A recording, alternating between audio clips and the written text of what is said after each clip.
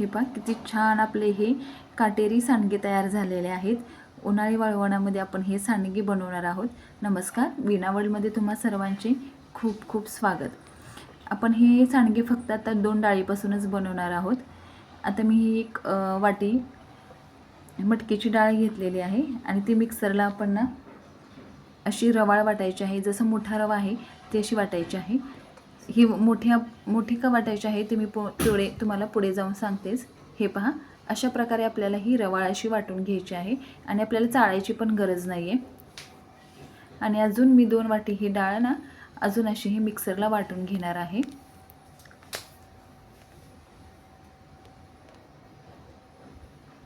अजून 2 वाटी मी ही डाळ वाटून घेतलेली आहे। तुम्ही पाहू शकता, हे पहा अशी जाडसरच वाटलेली आहे।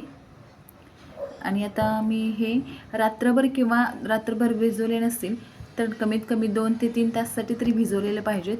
हे आपण हरभऱ्याची डाळ म्हणजे चण्याची डाळ 1 वाटी घेतलेली आहे आणि ती पण आता आपण मिक्सरला अशी वाटून घेणार आहोत। आणि ती पण आपल्याला एकदम फाईन अशी ही वाटायची नाही आहे, जाडसरच ओबडधोबड अशी ही वाटून घ्यायची आहे। आता ही डाळ याच्यात आपण काढून घेतलेली आहे आणि आता त्याच्यामध्ये आपण ना लसूण टाकून घ्यायचं आहे।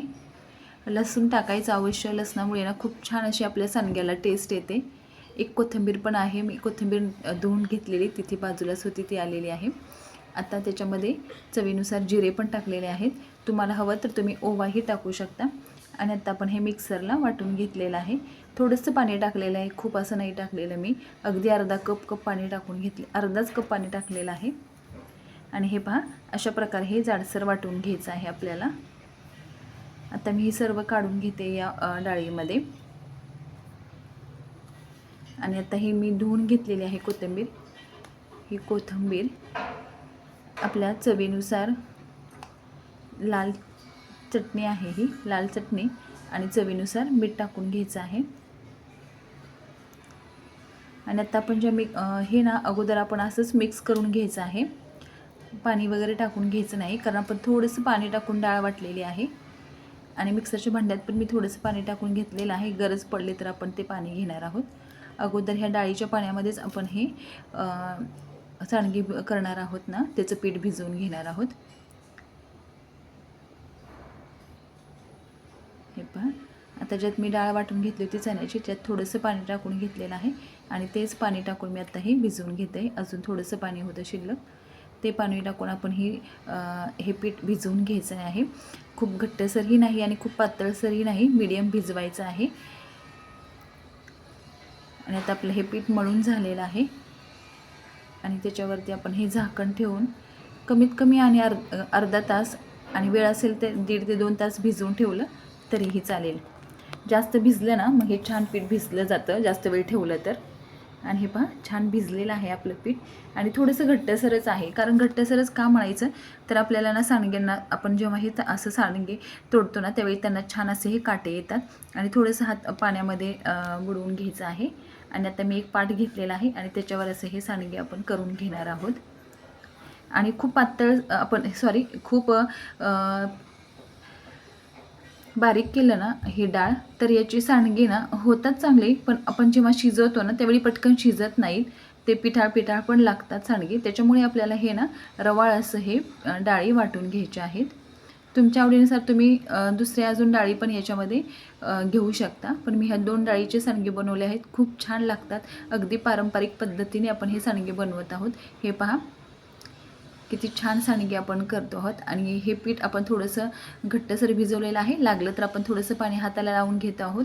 आणि असं घेतलं ना ह्या सांडगे छान तुटले जातात आणि त्यांना छान काटे येतात। असे हे तुम्ही पाहू शकता, किती छान असे हे आपले सांडगे तयार होत आहेत। आणि एकदम बारीक, तुम्हाला नसेल बारीक जमत तर मोठे केले तरी चालतील, पण जेव्हा आपण बारीक करतो ना तेव्हा आपण परत याची भाजी बनवतो ना तर ते फुलले जातात, खूप मोठे असं मोठे दिसतात।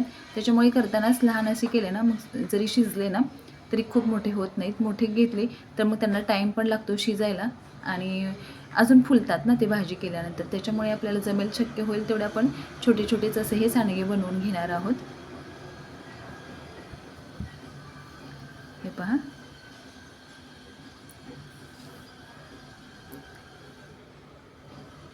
हे अशा प्रकारे थोडंसं पाणी लावून घ्यायचं, थोडंसं घट्ट जरी झालं असलं तरी।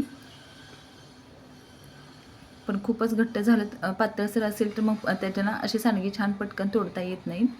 हे पहा असं थोडं पाणी घेऊन आपण हे सांडगे बनवून घेणार आहोत.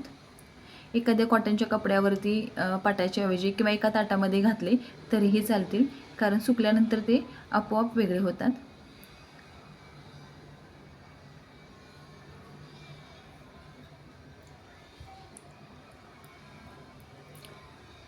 हे पहा अशा प्रकारे ना आता आपण सर्व सांडगे हे बनवून घेऊया. आता हे पहा मी 2 पाट आणि असं एक मोठं ताट आहे, एवढे हे माझे सांडगे बनवून झालेले आहेत. आता मी एक दिवस असंच तिथं घरामध्ये ऊन येतं तिथंच बाजूला सुकवून घेतलेले आहेत आणि त्याच्यानंतर एका ताटामध्ये काढून ना एक दिवस मी असं उन्हामध्ये सुकवून घेतलेले आहेत. अशा प्रकारे छान असे हे सांडगे तयार झालेले आहेत. वर्ष काय 1.5-2 वर्ष टिकतात. तर अशा प्रकारे हे तुम्ही उन्हाळ्यात सांडगे बनवून पहा आणि कसे झाले आहेत ते नक्कीच कमेंट करून सांगा. तर चला भेटूया पुन्हा एकदा अशाच नवीन रेसिपीसोबत.